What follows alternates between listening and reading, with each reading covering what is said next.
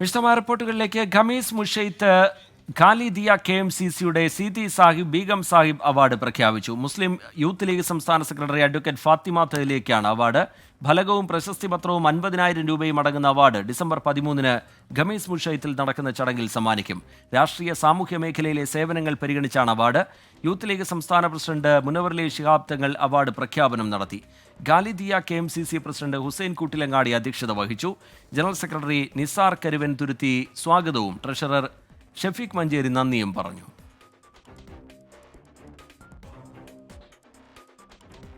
ജിദ്ദയിൽ BRCയുടെ നേതൃത്വത്തിൽ നടത്തിയ വോളിബോൾ ടൂർണമെന്റ് സമാപിച്ചു. ഫൈനലിൽ BRC ഈഗിൾസിനെ പരാജയപ്പെടുത്തി BRC അറേബ്യൻ റേഞ്ചേഴ്സ് ചാമ്പ്യന്മാരായി. റിയാസ് ആണ് ടൂർണമെന്റിലെ മികച്ച താരം. സീനിയേഴ്സ് ഫൈനലിൽ BRC ലെജൻഡ്സ് BRC മാസ്റ്റേഴ്സിനെ പരാജയപ്പെടുത്തി. KV സാജിദാണ് മികച്ച താരം. സമാപന ചടങ്ങ് അഡ്വക്കേറ്റ് ഷംസുദ്ദീൻ ഓലശ്ശേരി ഉദ്ഘാടനം ചെയ്തു. സാബിക് തോപ്പിൽ അധ്യക്ഷത വഹിച്ചു. അബ്ദുറഹിമാൻ സ്വാഗതവും കഫീൽ നന്ദിയും പറഞ്ഞു. പൊതുഗതാഗത യാത്രകൾക്കായുള്ള ബോൾട്ട് ആപ്ലിക്കേഷൻ സേവനം ഇനി ദുബായിൽ ലഭ്യമാകും. ദുബായ് റോഡ്സ് ആൻഡ് ട്രാൻസ്പോർട്ട് അതോറിറ്റിയുമായി ചേർന്നാണ് ബോൾട്ട് സേവനം ലഭ്യമാക്കുക. ആദ്യഘട്ടത്തിൽ ലിമോസിൻ ഉൾപ്പെടെയുള്ള പ്രീമിയം വാഹന സേവനങ്ങളാണ് ആപ്പിൽ ലഭിക്കുക. ദുബായിൽ പൊതുഗതാഗത യാത്രകൾ കൂടുതൽ സൗകര്യപ്രദമാക്കുക എന്ന ലക്ഷ്യത്തോടെയാണ് RTA നടപടി. ദുബായ് എമിറേറ്റിലുള്ള യാത്രകൾ മുൻകൂട്ടി ബുക്ക് ചെയ്യാനും ഡ്രൈവർമാരെ ട്രാക്ക് ചെയ്യാനും പണമടയ്ക്കാനും ഇനി ആപ്ലിക്കേഷനിലൂടെ എളുപ്പത്തിൽ സാധിക്കുമെന്ന് അധികൃതർ അറിയിച്ചു. ആദ്യഘട്ടത്തിൽ പ്രീമിയം ലിമോസിൻ സേവനങ്ങളാണ് ആപ്പിലൂടെ ലഭ്യമാവുക. അധികം വൈകാതെ ടാക്സികൾ ഉൾപ്പെടെ ആപ്പിലൂടെ ബുക്ക് ചെയ്യാൻ സാധിക്കുമെന്ന് Dubai taxi company CEO Mansoor Al Falasi പറഞ്ഞു. അടുത്ത ഏതാനും വർഷങ്ങൾക്കകം എമിറേറ്റിലെ 80% ടാക്സി യാത്രകളും ഹെയിലിംഗ് ആപ്പുകൾ വഴി ബുക്ക് ചെയ്യാനുള്ള സൗകര്യം ഉറപ്പാക്കാനാണ് സർക്കാർ ശ്രമിക്കുന്നതെന്നും അദ്ദേഹം കൂട്ടിച്ചേർത്തു. അതോടൊപ്പം 53ാം ദേശീയ ദിനത്തിന്റെ ഭാഗമായി ഈ മാസം 15-നകം ബോൾട്ടിലൂടെ വാഹനം ബുക്ക് ചെയ്യുന്നവർക്ക് യാത്രാ നിരക്കുകളിൽ 53% കിഴിവും പ്രഖ്യാപിച്ചിട്ടുണ്ട്. നിലവിൽ ലോകമെമ്പാടുമുള്ള 50 രാജ്യങ്ങളിലെ 600-ലേറെ നഗരങ്ങളിൽ ബോൾട്ട് നിലവിലുണ്ട്. 24 ദുബായ്. മുണ്ടക്കൈ ചൂരൽമല ഉരുൾപൊട്ടലിൽ ജീവിതമാർഗമായിരുന്ന തയ്യൽ ജോലി നിലച്ചുപോയ വനിതകളെ ചേർത്ത് പിടിച്ച് നടുമുറ്റം ഖത്തർ. ജീവിതമാർഗം നഷ്ടപ്പെട്ട 6 വനിതകൾക്ക് തയ്യൽ മെഷീനും അനുബന്ധ ഉപകരണങ്ങളും കൈമാറി. ഈ ഓണം വയനാടിനൊപ്പം എന്ന ശീർഷകത്തിൽ നടത്തിയ ഓണാഘോഷങ്ങളുടെ ഭാഗമായി ലഭിച്ച സ്പോൺസർഷിപ്പ് തുക ഉപയോഗിച്ചാണ് തയ്യൽ മെഷീനുകൾ വാങ്ങി നൽകിയത്. നടുമുറ്റം കേന്ദ്ര കമ്മിറ്റി അംഗം സക്കീന അബ്ദുള്ള ഉപകരണങ്ങൾ കൈമാറി. നടുമുറ്റം വൈസ് പ്രസിഡന്റും വയനാട് സ്വദേശിയുമായ ലതാകൃഷ്ണയുടെ നേതൃത്വത്തിലാണ് അർഹരായ വനിതകളെ കണ്ടെത്തിയത്. വയനാട് ടീം വെൽഫെയറിന്റെയും വെൽഫെയർ പാർട്ടിയുടെയും പ്രവർത്തകർ ചടങ്ങിൽ പങ്കെടുത്തു. സ്വർണ്ണ വ്യാപാരവുമായി ബന്ധപ്പെട്ട കൃത്രിമം പിടികൂടാൻ ഖത്തറിലെ സ്വർണ്ണക്കടകളിൽ വാണിജ്യ വ്യവസായ മന്ത്രാലയം പരിശോധന നടത്തി. പൊതുജനങ്ങളിൽ നിന്ന് ലഭിച്ച പരാതികളുടെ അടിസ്ഥാനത്തിലാണ് രാജ്യത്തെ സ്വർണ്ണക്കടകളിൽ പരിശോധന നടന്നത്. സ്വർണ്ണത്തിന്റെ ഗുണമേന്മ ഉറപ്പാക്കുകയാണ് പരിശോധനയുടെ ലക്ഷ്യമെന്ന് മന്ത്രാലയം അറിയിച്ചു. രാജ്യത്തെ നിരവധി ജ്വല്ലറികളിൽ വിശദമായ പരിശോധന നടത്തിയെന്നും സാമ്പിളുകൾ ശേഖരിച്ചുവെന്നും ഇൻസ്പെക്ടർ മുഹമ്മദ് അൽ ഷാരിം പറഞ്ഞു. ഗുണമേന്മ കുറഞ്ഞ ആഭരണങ്ങൾ വിൽക്കുന്നു എന്നായിരുന്നു പരാതി. ജ്വല്ലറികളിൽ നിന്നും സാമ്പിൾ ശേഖരിച്ച ഉദ്യോഗസ്ഥർ ഗുണമേന്മ വിശദമായി പരിശോധിക്കും. മൂല്യം കുറഞ്ഞ ഉൽപ്പന്നങ്ങൾ വിൽക്കുന്നതും പരസ്യം ചെയ്യുന്നതും പ്രദർശിപ്പിക്കുന്നതും കുറ്റകരമാണെന്ന് മന്ത്രാലയം മുന്നറിയിപ്പ് നൽകി. ഉമ്മുൽ ഖുവൈൻ ഇന്ത്യൻ അസോസിയേഷന്റെ നേതൃത്വത്തിൽ UAE ദേശീയ ദിനം വിപുലമായ ആഘോഷ പരിപാടികളോടെ നടന്നു. എമിറാത്ത് ഉത്സവ് സീസൺ 2 എന്ന പേരിലാണ് ആഘോഷം സംഘടിപ്പിച്ചത്. 53 കിലോഗ്രാം കേക്ക് അൽ Quwain രാജകുടുംബാംഗം Sheikh Mansoor bin Ibrahim അൽ മുഅല്ലയും അസോസിയേഷൻ പ്രസിഡന്റ് സജാദ് നാട്ടികയും ചേർന്ന് മുറിച്ച് ആഘോഷ പരിപാടികൾ ഉദ്ഘാടനം ചെയ്തു. പിന്നണി ഗായിക സിത്താരയും അരവിന്ദും നയിച്ച പ്രൊജക്ട് മലബാറിക്കസ് ബാൻഡിന്റെ സംഗീത വിരുന്നും നടന്നു. സാമൂഹ്യ ജീവകാരുണ്യ പ്രവർത്തനങ്ങളെ മുൻനിർത്തി ഉമ്മുൽ ഖുവൈൻ ഇന്ത്യൻ അസോസിയേഷൻ ആജീവനാന്ത മെമ്പർ പൊന്നൂസ് മാത്യുവിനെ ചടങ്ങിൽ ആദരിച്ചു. മലയാളി കമ്പനിക്ക് വൻ സാമ്പത്തിക സഹായം നൽകിയ ഓസ്ട്രേലിയൻ സർക്കാർ. ഓസ്ട്രേലിയൻ മലയാളിയായ ഷിബു ജോൺ മാനേജിംഗ് ഡയറക്ടറായ cyber computer recycling and disposal കമ്പനിക്കാണ് ഗ്രാന്റ് ലഭിച്ചത്. സർക്കാരിന്റെ ഇൻഫ്രാസ്ട്രക്ചർ ഗ്രാന്റ് പ്രോഗ്രാമിന്റെ ഭാഗമായാണ് തുക നൽകിയത്. മാലിന്യ പുനരുപയോഗത്തിനായി ലാഭേച്ഛയില്ലാതെ പ്രവർത്തിക്കുന്ന കമ്പനികൾക്കാണ് സഹായം നൽകുന്നത്. രാജ്യത്ത് മഴ ലഭിക്കുന്നതിനായി പ്രാർത്ഥിക്കാൻ UAE president Sheikh Mohammed bin Zayed Al നഹ്യാന്റെ ആഹ്വാനം. അറബിക്കിൽ സലാത്തുൽ ഇസ്തിസ്ക എന്നറിയപ്പെടുന്ന പ്രാർത്ഥന ഈ മാസം 7 രാവിലെ 11 മണിക്ക് നടക്കും. ഇതിനു മുമ്പ് 2022 മഴ പെയ്യുന്നതിനായി പ്രാർത്ഥന നടന്നത്. അന്ന് വെള്ളിയാഴ്ച ജുമാ പ്രാർത്ഥനയ്ക്ക് 10 മിനിറ്റ് മുമ്പായിരുന്നു മഴ പ്രാർത്ഥന. തിരുവല്ലോമല Pazhassiraja school chairman VA Sivan അന്തരിച്ചു. 72 വയസ്സായിരുന്നു. സംസ്കാരം നാളെ രാവിലെ 10-ന് തിരുവല്ലോമലയിൽ നടക്കും. കൊല്ലം ചെമ്മാമുക്കിൽ കാറിന് തീപിടിച്ച് യുവതി മരിച്ച സംഭവം കൊലപാതകം. കൊട്ടിയം തഴുത്തല സ്വദേശിനി അനിലയാണ് മരിച്ചത്. ഭർത്താവ് പത്മരാജൻ പോലീസിന്റെ കസ്റ്റഡിയിലായിട്ടുണ്ട്. യുവതിക്കൊപ്പം വാഹനത്തിലുണ്ടായിരുന്ന സുഹൃത്ത് സോണിക്ക് പൊള്ളലേറ്റു. പത്മരാജന്റെ രണ്ടാം ഭാര്യയാണ് കൊല്ലപ്പെട്ട അനില. കുടുംബ പ്രശ്നങ്ങളെ തുടർന്നാണ് ആക്രമണമെന്ന് പോലീസ് വ്യക്തമാക്കി. പുള്ളിക്കാരൻ ഡ്രൈവിംഗ് സീറ്റ് ഇറങ്ങി ഓടിക്കളഞ്ഞു. അപ്പൊ നമ്മൾ വരാൻ നേരത്ത് ഇതിന്റെ ഡ്രൈവിംഗ് ക്യാബിന്റെ അപ്പുറം നിന്ന് ഒരാൾ പുറത്തോട്ട് ചാടി പുള്ളിക്കാരൻ്റെ ഉടുപ്പ് കത്തിക്കൊണ്ടിരുന്നായിരുന്നു. പുള്ളിക്കാരൻ ഉരുണ്ട് മാറി. അപ്പൊ എന്റെ തോന്നി അകത്ത് ആരും ഉണ്ടെന്ന് പറയും. അപ്പൊ ഞാൻ അടുത്തോട്ട് വന്നപ്പോഴും വണ്ടി റൈസ് ആയിക്കൊണ്ടിരിക്കുകയായിരുന്നു. ആക്സിലേറ്ററിൽ റൈസ് ആയിക്കൊണ്ട സമയത്ത് ഇപ്പോൾ ലേഡിയാ. ഇപ്പോൾ സീറ്റ് ബെൽറ്റ് ടൈറ്റ് ആയിരുന്നു പുള്ളിക്കാരുടെ. അപ്പൊ സീറ്റ് ബെൽറ്റ് കത്തി മാറിന പുള്ളിക്കാരുടെ കൈ രണ്ടും വെളിയിലോട്ട് വന്നു. ആ ടൈമിൽ നമ്മൾ പിടിച്ച് വെളിയിലോട്ട് ഇട്ടതായിരുന്നു. പിടിച്ച് വെളിയിലോട്ട് ഇറക്കിയപ്പോഴത്തേക്കും ഒരുവിധം 80% കത്തിപ്പോയി, കത്താനായിട്ടില്ല. അപ്പൊ നമ്മളൊരു ചാക്കെടുത്ത് വെച്ച് പൊതിഞ്ഞു. എന്നിട്ട് ഫയർഫോഴ്സും കൺട്രോൾ റൂമിലും എല്ലാം വിളിച്ച് പറഞ്ഞു. അപ്പോഴത്തെ അവരും പക്ഷേ രക്ഷപ്പെടുത്താൻ പറ്റില്ല. പിടിച്ച് വെളിയിലിടുമ്പോൾ കത്തിക്കൊണ്ടിരിക്കും. പക്ഷെ നമ്മളെ അങ്ങോട്ട് ഇവർ പിടിച്ച് വലിച്ചുകൊണ്ടിരുന്നായിരുന്നു. ആ ഒരു ഇതുമായിട്ട് മാറി. എന്ന് വെച്ചാൽ വണ്ടിയുടെ അടുത്ത് വരാനേ പറ്റത്തില്ല. നമ്മൾ ടോട്ടലി ഇവിടെ കണ്ടത് 3 പേരാണ് ആ സമയത്ത്. അതിനകത്ത് ഒരാൾ പരാക്രമത്തോടു കൂടി ഫോൺ വിളിച്ചിട്ടാ പെട്ടെന്ന് വാ, അവൾ തീർന്നടാ എന്നുള്ള മട്ടിൽ വിളിച്ച് ഫോണിൽ സംസാരിക്കുന്നു. ആ സ്ത്രീ ആണെങ്കിൽ ഉടനെ ആ ഡോറ് തുറന്ന് മറിഞ്ഞ് വീഴുന്നു. തീ എത്തിയിട്ടേ ഉള്ളൂ. പക്ഷെ നമുക്ക് ഫ്രണ്ടിൽ നിന്ന് വരുന്നതുകൊണ്ട് പറ്റുന്നില്ല. പിന്നെ ഒരു മനുഷ്യനും കൂടി ഉണ്ടായിരുന്നു. ആ മനുഷ്യനെ പിന്നെ ഞങ്ങൾ കണ്ടതുമില്ല. കാരണം നമ്മളിപ്പോൾ അത് ശ്രദ്ധിക്കുന്നില്ലല്ലോ. എങ്ങനെയെങ്കിലും ഇവരെ സംരക്ഷിക്കാൻ കഴിയുമോ എന്നതിനെ കുറിച്ച് മാത്രം ചിന്തിക്കുന്നേ ഉള്ളൂ. ആലപ്പുഴ കളർകോട് വാഹനാപകടത്തിൽ മരിച്ച മെഡിക്കൽ വിദ്യാർത്ഥികൾക്ക് വിട നൽകി നാട്. ഏറെ പ്രതീക്ഷയോടെ 2 മാസം മുമ്പ് വണ്ടാനം മെഡിക്കൽ കോളേജിലെത്തിയവർക്കാണ് ഇന്ന് ക്യാമ്പസ് അന്ത്യയാത്രാമൊഴി ചൊല്ലിയത്. അപകടത്തിൽ മരിച്ച ലക്ഷദ്വീപ് സ്വദേശി മുഹമ്മദ് ഇബ്രാഹിമിന്റെയും പാലക്കാട് ശേഖരീപുരം സ്വദേശി ശ്രീദീപ് വത്സന്റെയും സംസ്കാര ചടങ്ങുകൾ പൂർത്തിയായി. ഇന്നലെ ക്യാമ്പസിൽ നിന്ന് സന്തോഷത്തോടെ മടങ്ങിയതാണ്. ഇന്ന് അതേയിടത്തേക്ക് ചേതനയറ്റാണ് അവരെ എത്തിച്ചത്. 5 പേരുടെയും മുന്നിൽ കണ്ണീർ പൊഴിക്കാനേ അവസാന നോക്കിനായി എത്തിയവർക്ക് കഴിഞ്ഞുള്ളൂ.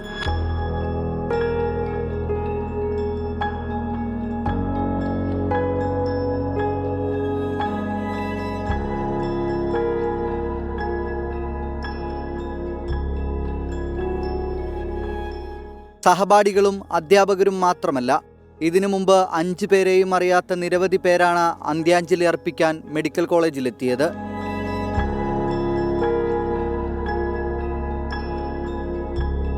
പോസ്റ്റ്മോർട്ടം നടപടികൾ പൂർത്തിയാക്കി 12 മണിയോടെയാണ് മൃതദേഹങ്ങൾ പൊതുദർശനത്തിനായി കോളേജിലേക്ക് എത്തിച്ചത്. 1 മണിയോടെ പൊതുദർശനം അവസാനിച്ചു. സംസ്കാരത്തിനായി 5 പേരുടെയും മൃതദേഹം സ്വദേശങ്ങളിലേക്ക് കൊണ്ടുപോയി.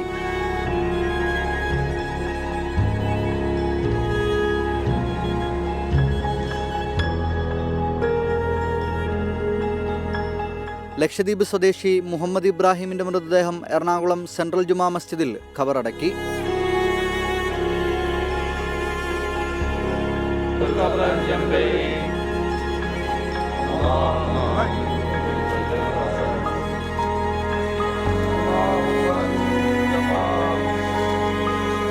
അപകടത്തിൽ പരിക്കേറ്റ് ചികിത്സയിൽ കഴിയുന്ന 3 പേരുടെ നില ഗുരുതരമെന്ന് ആരോഗ്യമന്ത്രി വീണ ജോർജ് പറഞ്ഞു. 24 ആലപ്പുഴ. വിദ്യാർത്ഥികൾ സഞ്ചരിച്ച ടവേര കാറിന്റെ കാലപ്പഴക്കവും അമിതഭാരവും ഉൾപ്പെടെ ദുരന്തത്തിന്റെ ആഘാതം ഇരട്ടിയാക്കി. വിദ്യാർത്ഥികൾക്ക് നിയമവിരുദ്ധമായാണ് വാഹനം വാടകയ്ക്ക് നൽകിയതെന്ന് പോലീസ് കണ്ടെത്തി. സൗഹൃദത്തിന്റെ പേരിലാണ് വാഹനം നൽകിയതെന്നാണ് ഉടമയുടെ വാദം. വാഹനത്തിന്റെ അമിതഭാരം, ശക്തമായ മഴ, വെളിച്ചക്കുറവ്, വാഹനത്തിന്റെ കാലപ്പഴക്കം, അങ്ങനെ പല കാരണങ്ങൾ അപകടത്തിന്റെ ആഘാതം ഇരട്ടിയാക്കി. മണിക്കൂറുകൾ സമയമെടുത്ത് വാഹനം വെട്ടിപ്പൊളിച്ചാണ് ഓരോ വിദ്യാർത്ഥിയെയും പുറത്തെടുത്തത്.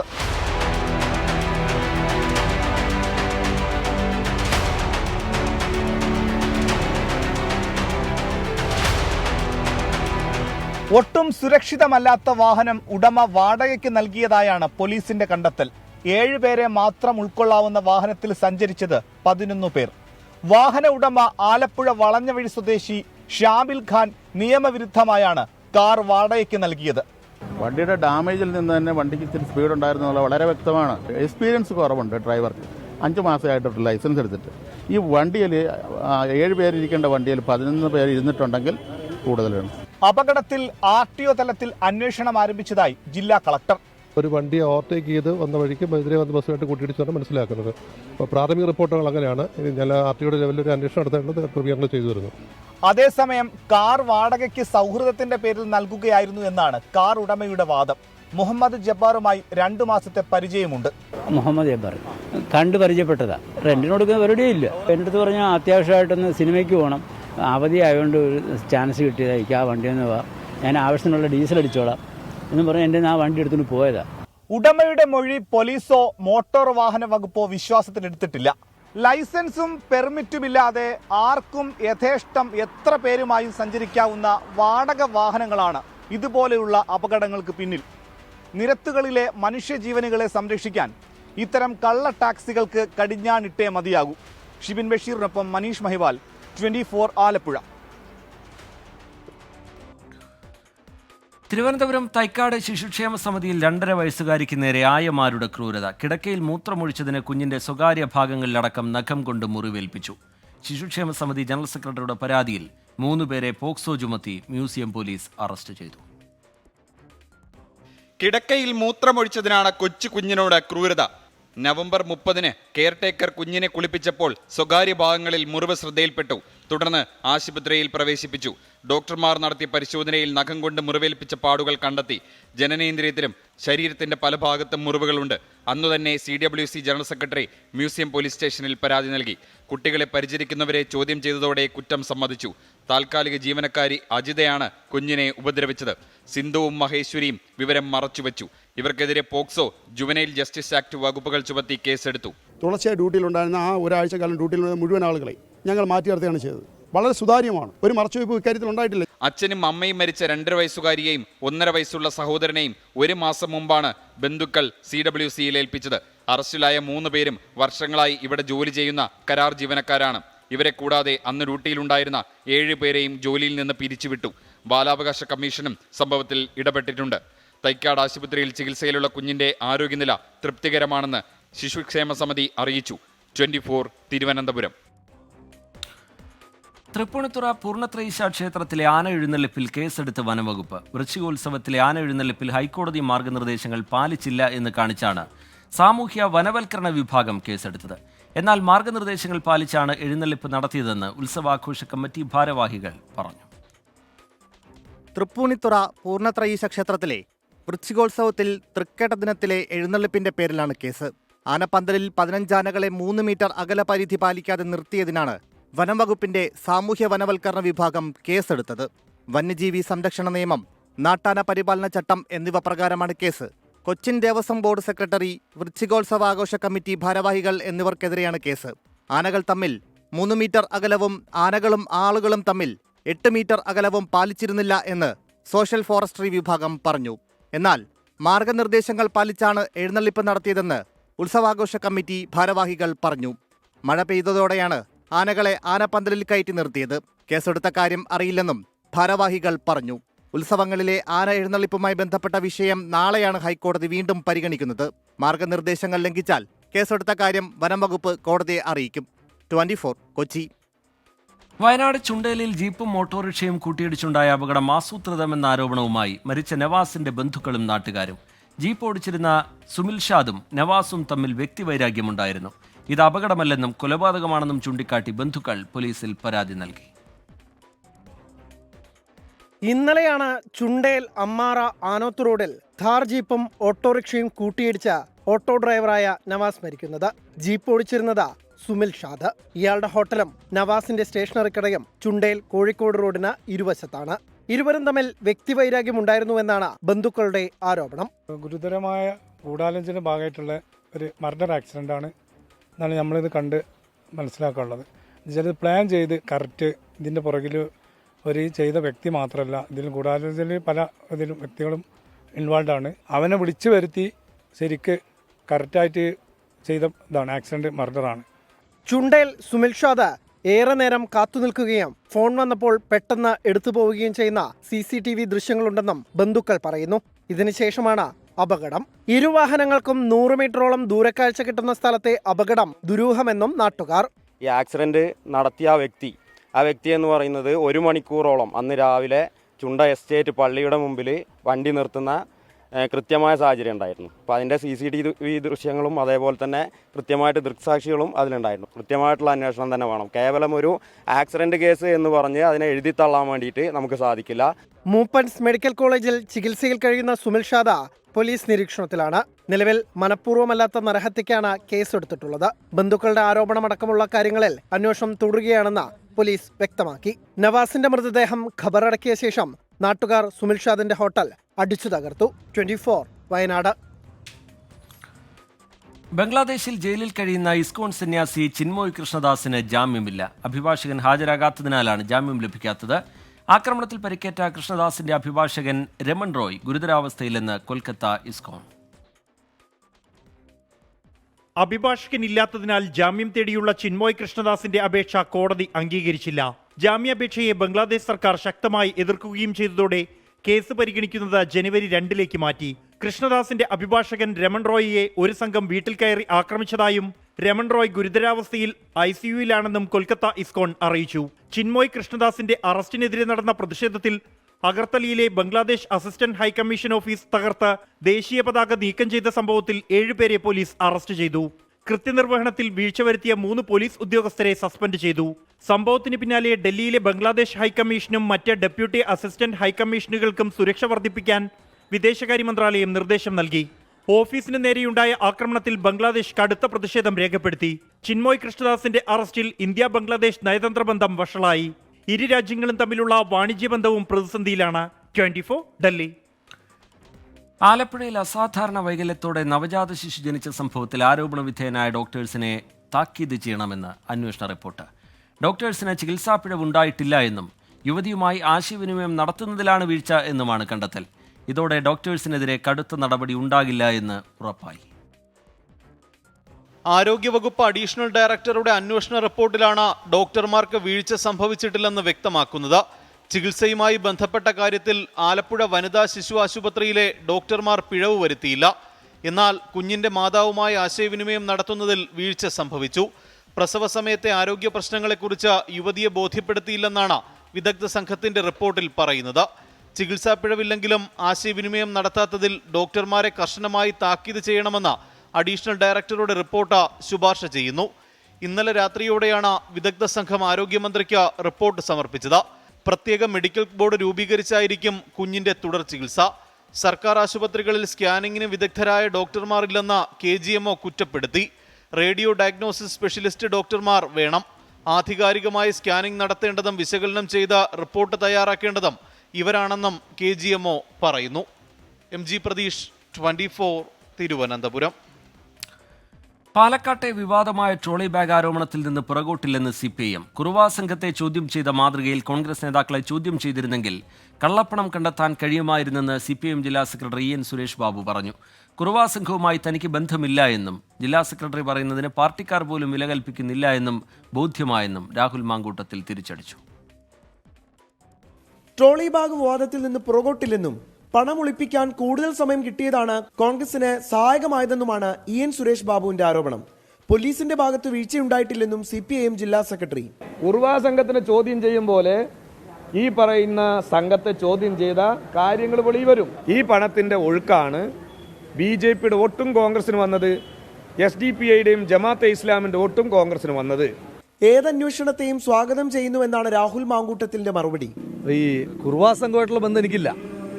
അപ്പോൾ അതുമായിട്ടൊക്കെ ബന്ധമുള്ള ആളുകൾ പിന്നെ അവരുമായിട്ടുള്ള ബന്ധത്തിൻ്റെ രീതിയെ പറ്റിയിട്ടൊക്കെ എനിക്ക് പറയുന്നത് എനിക്കറിയില്ല. പക്ഷേ ഞാൻ തുടക്കം തൊട്ടേ പറയുന്നുണ്ട്, നുണപരിശോധനയ്ക്ക് വരെ വിധേയനാകാൻ ഞാൻ തയ്യാറാണെന്ന് പറഞ്ഞു.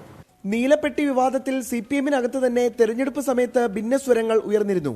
തെളിവില്ലെന്ന് പോലീസ് കണ്ടെത്തിയതോടെ CPIMലും വിഷയം ചർച്ചയാകും. 24 പാലക്കാട്.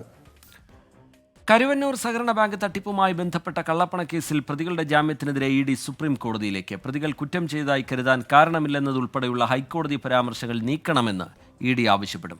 CPIMനെ അപമാനിക്കാനാണ് ED ശ്രമമെന്ന് CPIM കുറ്റപ്പെടുത്തി.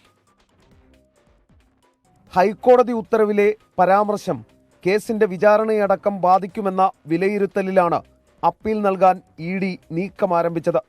പ്രതികൾ കുറ്റം ചെയ്തതായി കരുതാൻ കാരണമില്ലെന്ന ഹൈക്കോടതി നിരീക്ഷണത്തിലാണ് EDക്ക് അതൃപ്തി. CPIM നേതാവ് PR അരവിന്ദാക്ഷന്റെ ജാമ്യ ഉത്തരവിലാണ് ഹൈക്കോടതി സിംഗിൾ ബെഞ്ചിന്റെ പരാമർശം. പ്രതികൾക്ക് ജാമ്യം നൽകിയതിനെതിരെയും അപ്പീൽ നൽകാൻ ആലോചനയുണ്ട്. അതേസമയം അരവിന്ദാക്ഷൻ നിരപരാധിയാണെന്നും അരവിന്ദാക്ഷനിലൂടെ പാർട്ടിയെ അപമാനിക്കാനാണ് ശ്രമം നടന്നതെന്നും CPIM തൃശൂർ ജില്ലാ സെക്രട്ടറി MM വർഗീസ് പ്രതികരിച്ചു. നിരപരാധിയാണെന്ന് അരവിന്ദാക്ഷൻ നിരപരാധിയാണെന്നും നമുക്ക് അറിയുന്ന കാര്യം. അയാൾ വളരെ ജനങ്ങളാൽ എന്താ പറയുക, ജനങ്ങൾക്ക് വളരെ താല്പര്യമുള്ള ഒരാളാണ്. കള്ളക്കേസിൽ പ്രതി ചേർത്തുക എന്നുള്ളത്. അതിപ്പോൾ അയാളെ ഹരാസ് ചെയ്യുക പാർട്ടി CPM ഇതിലൊക്കെ എന്തോ അവിഹിതമായിട്ടുള്ള വിഹിതം പറ്റുന്നവരാണ് പാർട്ടി. അങ്ങനെയൊക്കെ അതൊന്നും നടക്കണ കാര്യമല്ല. കഴിഞ്ഞ ലോക്സഭാ തെരഞ്ഞെടുപ്പ് കാലത്തടക്കം സംസ്ഥാന രാഷ്ട്രീയത്തിൽ ഏറെ കോളിളക്കങ്ങൾ ഉണ്ടാക്കിയ കരുവന്നൂർ ബാങ്ക് തട്ടിപ്പ് കേസിലെ പ്രതികളായ CPIM നേതാവ് PR അരവിന്ദാക്ഷനും മുൻ അക്കൗണ്ടന്റ് CK ജിൽസിനും ഇന്നലെയാണ് ഹൈക്കോടതി ജാമ്യം അനുവദിച്ചത്. അരവിന്ദാക്ഷനും ജിൽസും കഴിഞ്ഞ 14 മാസമായി ജയിലിലായിരുന്നു. S. ശ്രീകാന്ത്, 24, കൊച്ചി. ഈ റിപ്പോർട്ടോടെ ഗൾഫ് ഫോക്കസ് പൂർത്തിയാവുകയാണ്. നമസ്കാരം.